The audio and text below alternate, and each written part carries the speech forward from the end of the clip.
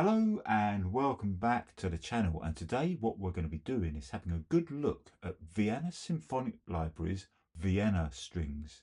Now these work natively inside of MuseScore Studio, and we're going to be looking at them in relation to the score that I did in a previous video, this rather lovely tune from Vaughn Williams Fantasia on a theme of Thomas Tallis. I have to say, I'm absolutely obsessed with this piece of music. I absolutely adore it.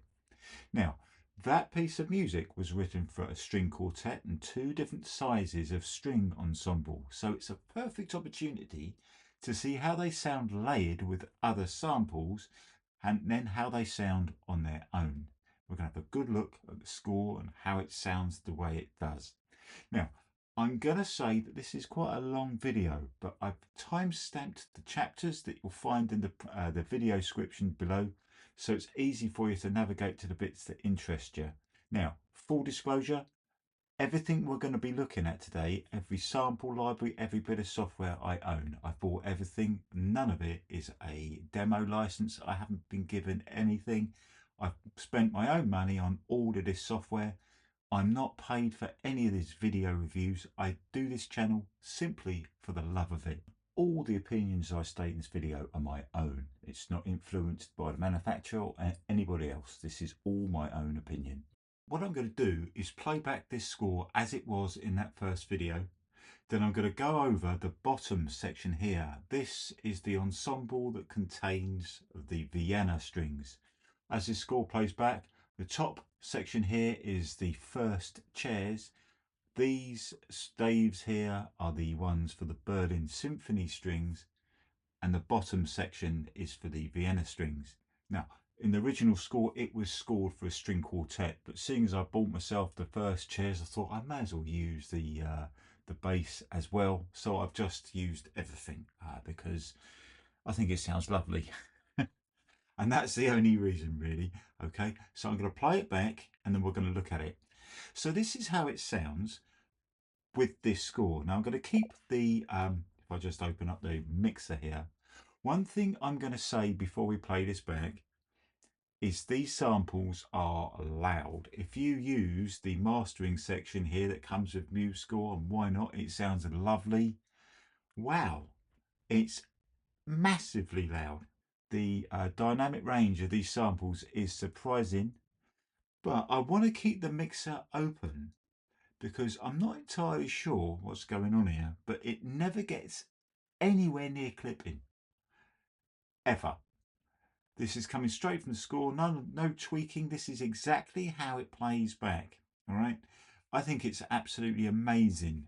It can go really loud and really quiet, but it never gets anywhere near the top of the faders there. Never clips at all. So this is the first playback with all three sections.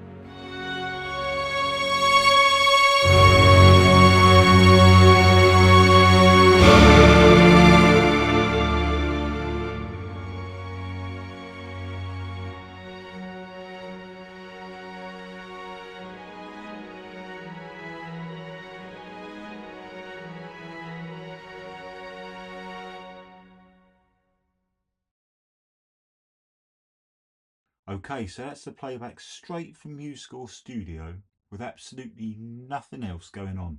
What you see in the mixer is what's happening. This hasn't been edited in a DAW afterwards. So what we got here, we got the master effects that you get when you download the software, and I've chosen to use a tape setting at its default. When I added it, it opened at that amount. I haven't even tweaked that. That's how it sounded. And the reverb is the staff pad hall at that position, and that's it. That's everything you're hearing. The only thing I have done is I've used about 40% of the built-in reverb on each instrument channel, and I've panned everything.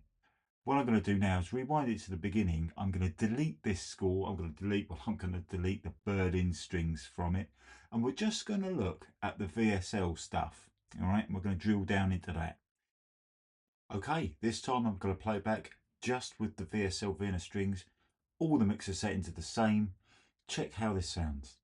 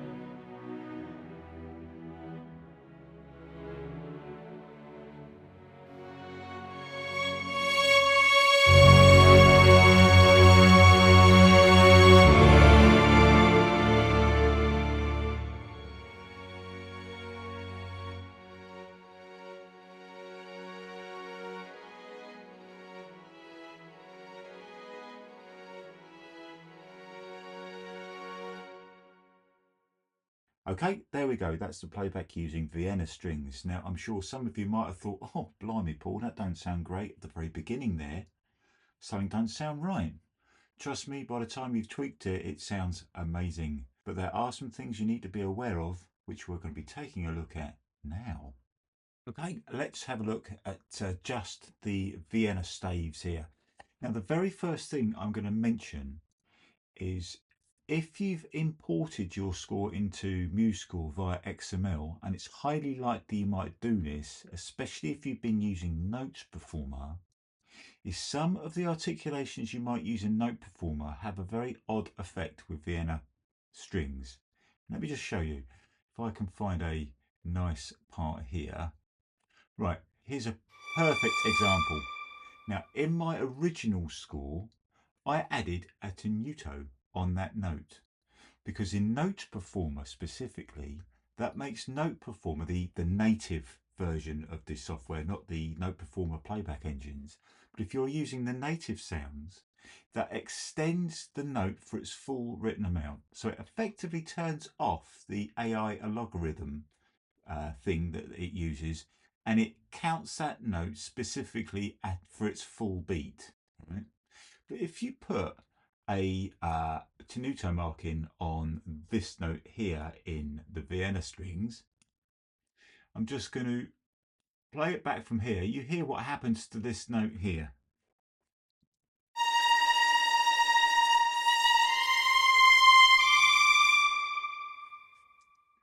It kills it dead, which is the opposite to what happens in Note Performer. Now I'm just going to take that tenuto marking off. Let's play it back.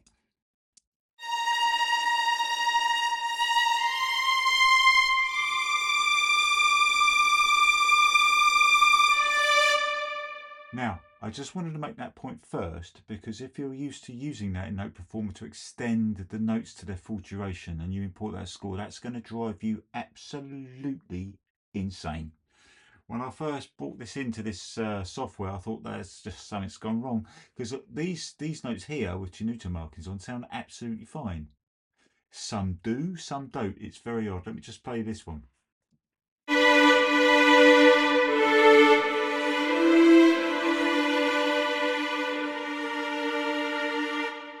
That's exactly what I wanted. But when I added them up here, it all went horribly wrong.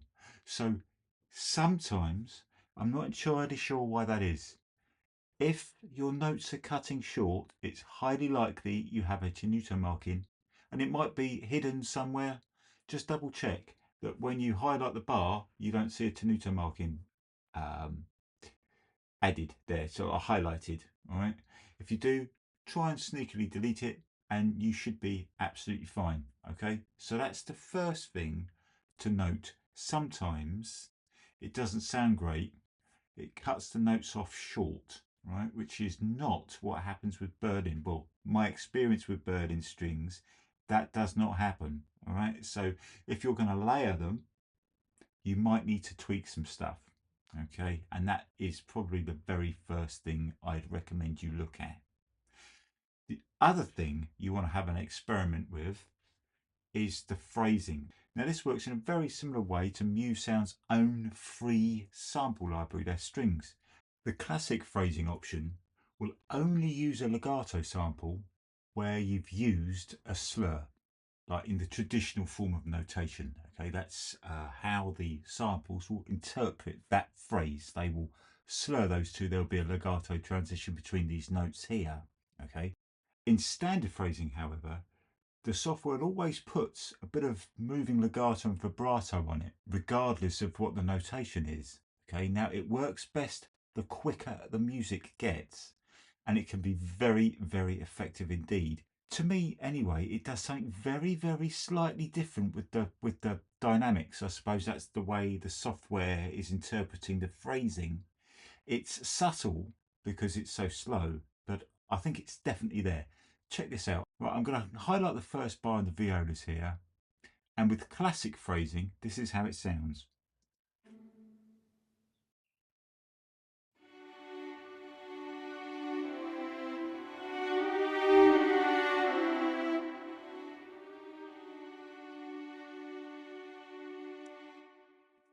Okay, I'll stop that there. Now I'll just change it over to standard, okay? And what I'll do for fairness, I'll take out these slur notes here. Check out if you can hear a slight difference now.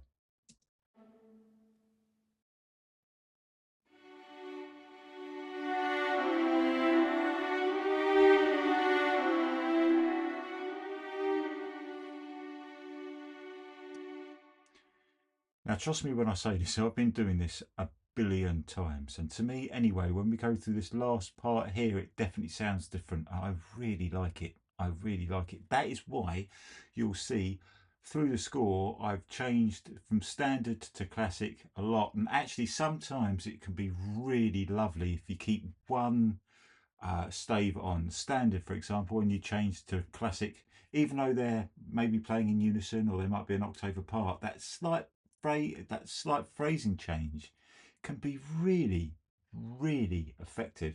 It's fantastic in the free MuseScore samples. To me, VSL have taken this to a whole new level. To save this score being 5 years long, I haven't put any really quick passages in, but trust me when I say this, if you start playing around with it, this software works really, really well. Straight out of the box, no setting up, it just works. It's fantastic. However, there is something you need to be aware of. Right, let me just adjust this slightly. At the moment, I've got all the reverb on. I've got a master effect. The master effect is straight out of MuseScore, by the way. It's a tape setting, exactly where it's just opened up. Didn't even touch it. I think it sounds fabulous. So what I'm going to do, I'm going to turn all these off because I was expecting these samples to have a bit of reverb in them. They are recorded in the Synchron Stage A on the Vienna Synchron stage, and I was expecting to hear some absolutely lovely reverb. And when I used this the first time round, I thought, blimey, this is going to be swimming in reverb. There's going to be that much reverb. I'm not really going to hear the samples. But that's not exactly what happened, and it surprised me, if I'm honest. I've turned all the reverb off now, and I was expecting to hear the Synchron stage. Check this out. Oh, beg your pardon.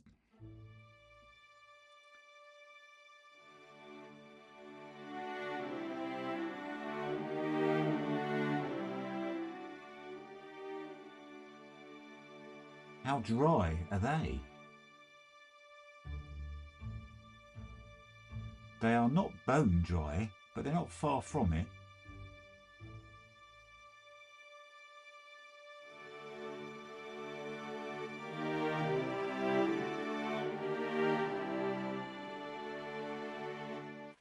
I'm just going to stop it there.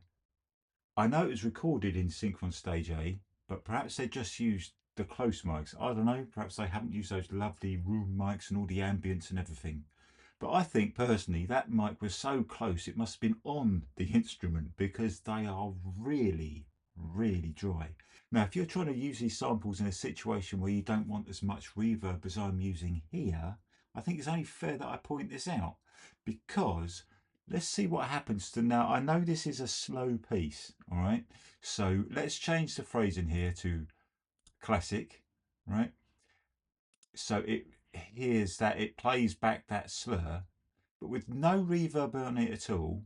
You check out how this plays back.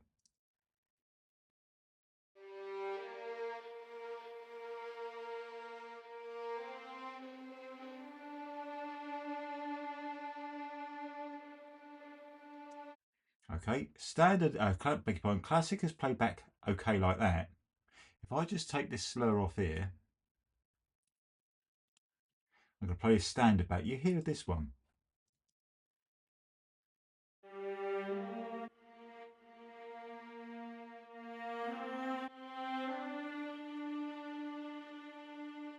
You hear the difference? It's cutting notes short. Now, I know I'm using this in a really slow piece of music, and standard phrasing works best in quick moving pieces.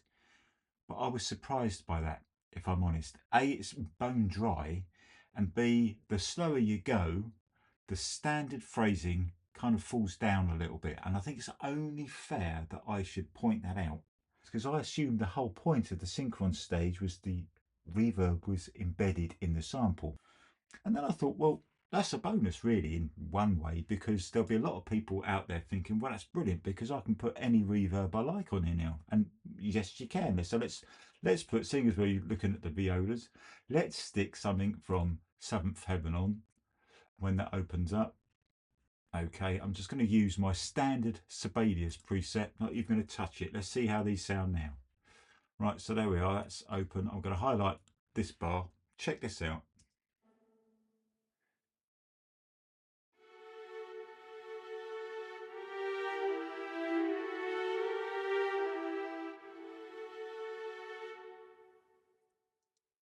Lovely.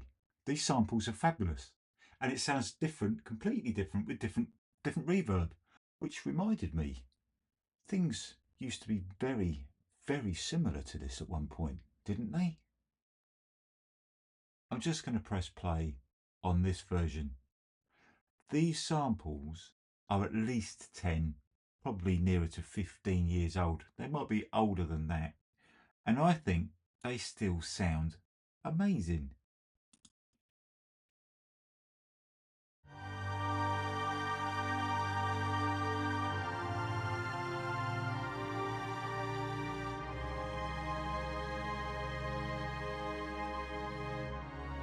We're using the solo chairs. These are the full samples from the original Vienna Instruments collection.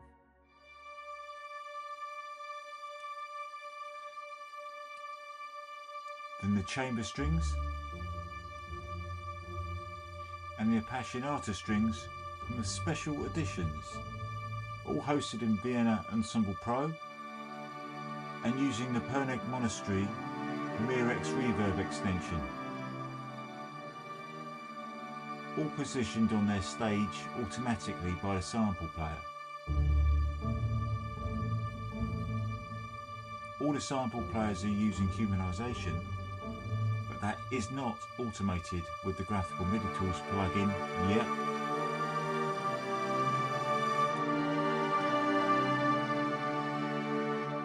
And the dynamics is being driven from the sound set that VSL supply for all of their software.